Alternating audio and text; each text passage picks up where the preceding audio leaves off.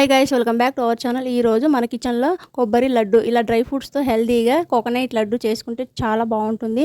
ఇప్పుడు వినాయక చవితి కదా, ఇంట్లో అందరి ఇళ్లలో కోకోనట్ ఉంటాయి. ఇలా హెల్తీగా లడ్డూలు చేసుకుంటే చాలా బాగుంటుంది. ఫుల్ కొబ్బరిని ఇలా గ్రైండ్ చేసేసుకొని మెజర్మెంట్ చేసుకోవాలి. 1.5 కప్పు వచ్చింది నాకైతే. ఇలా మెజర్మెంట్ చేసుకొని రెడీగా పెట్టుకోవాలి.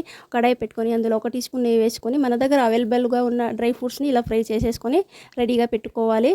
అదే కడాయిలో 1 టీ స్పూన్ నెయ్యి వేసుకొని మనం గ్రైండ్ చేసిన కొబ్బరి పొడిని ఇందులో ఫ్రై చేసేసుకోవాలి. మిక్సర్ జార్ తీసుకొని అందులో మనం వేయించిన పల్లీలను మిక్సర్ జార్లో వేసుకోవాలి. అలాగే అందులో డ్రై ఫ్రూట్స్ని వేసేసుకొని కోర్స్గా గ్రైండ్ చేసి మనం ఫ్రై చేసిన కొబ్బరి పొడిలో వేసేసుకొని మొత్తం కలిసేటట్టు బాగా కలిపేసి రెడీగా పెట్టుకోవాలి. స్వీట్నెస్ కోసం 1.5 కప్పు బెల్లం వేసుకొని కొంచెం వాటర్ వేసేసుకొని బెల్లం మొత్తం కరిగించుకొని ఇలా ఫిల్టర్ చేసుకొని ఇలా మొత్తం కలిసేటట్టు బాగా కలుపుకోవాలి. ఈ పాకం అయితే లేత పాకం ఉంటే చాలు. 1 టీ స్పూన్ యాలకల పొడి వేసుకోవచ్చు, లేకపోయినా పర్వాలేదు. యాలకలు వేసుకుంటే చాలు. మనం కలిపి పెట్టుకున్న పొడిని ఇందులో వేసేసుకొని మొత్తం కలిసేటట్టు బాగా కలుపుకోవాలి. ఇందులో 1 టీ స్పూన్ నెయ్యి వేసుకొని ఇలా బాగా కలిపేసుకోవాలి. ప్యాన్కి సపరేట్ అయ్యేంత వరకు బాగా కలిపేసుకొని ఇలా ఒక బౌల్లో వేసేసుకొని చల్లారనివ్వాలి. చేసుకొని పెట్టుకుంటే మనం ఎంత తిన్నా ఇంకా ఎక్కువ తినాలనిపిస్తుంది. అస్సలు బోర్ కొట్టొద్దు. ఇలా డ్రై ఫ్రూట్స్ వేసాం కదా, చాలా బాగుంటుంది. మనకు నోట్లో తగులుతూ ఉంటుంది కాబట్టి ఎక్కువ తినాలనిపిస్తుంది. మీకు నచ్చింది అనుకుంటున్నాను. ఈ వీడియో మీకు నచ్చితే 10కి ఎన్ని మార్కులు వేస్తారో కామెంట్లో పెట్టండి. ప్లీజ్ లైక్, షేర్, సబ్స్క్రైబ్ చేయడం మాత్రం అస్సలు మర్చిపోతే మీ ముందుకు వస్తాను. Bye bye.